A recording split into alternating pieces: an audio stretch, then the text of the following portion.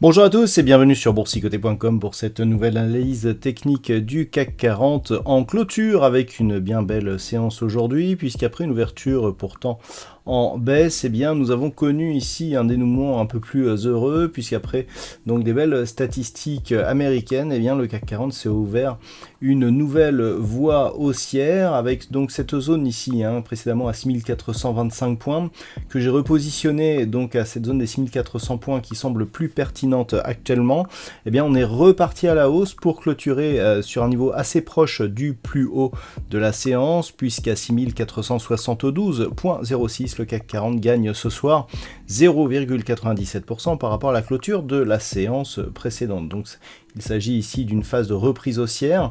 Après l'accélération que nous avions connue ici et l'ouverture de ce gap haussier, on a eu deux petites séances ici de consolidation avant un retour ici à la hausse. Donc il s'agit d'un joli signal de continuité.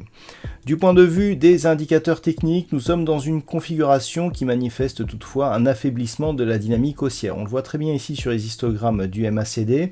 Le RSI reste pour l'instant en embuscade juste sous la zone de surachat, une configuration donc qui laisse encore la porte ouverte à une possible poursuite du mouvement haussier sans signal d'excès actuellement.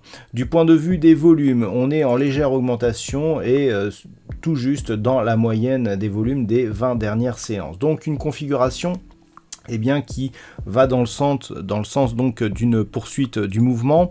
Au niveau du palmarès des valeurs, aujourd'hui on a AXA qui se démarque avec un gain donc de 5,66%. Derrière nous avons des valeurs comme Michelin, Unibail-Rodamco ou Société Générale. Et puis au niveau des plus fortes baisses, on retrouve quelques valeurs dont notamment Veolia Environnement, Orange ou Engie.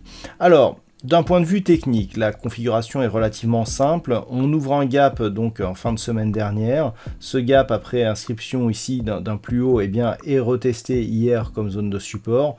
On confirme aujourd'hui avec un retour ici sur un niveau proche du point haut que nous avions connu lundi. Donc la configuration technique ici reste naturellement haussière. Le comblement de ce gap va désormais devenir un repère par rapport justement à la poursuite du mouvement.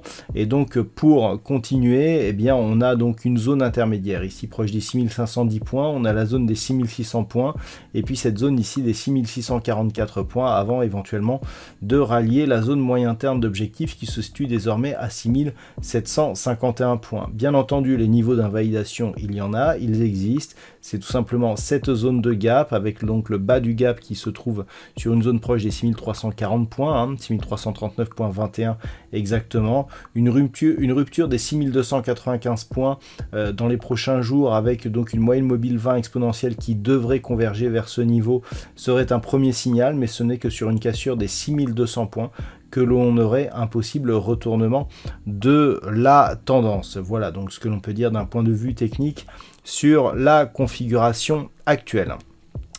D'un point de vue statistique, nous avions une dynamique qui s'affaiblissait hier. Alors, on remet un petit peu de positivité dans la configuration actuelle et ça se ressent au niveau des statistiques, mais ça reste neutre à terme, c'est-à-dire que pour les 2 prochaines semaines, le logiciel, donc l'algorithme qui détecte ces statistiques, ne détecte pas de poussée haussière ou de retour à une probabilité plus haussière pour ces prochains jours.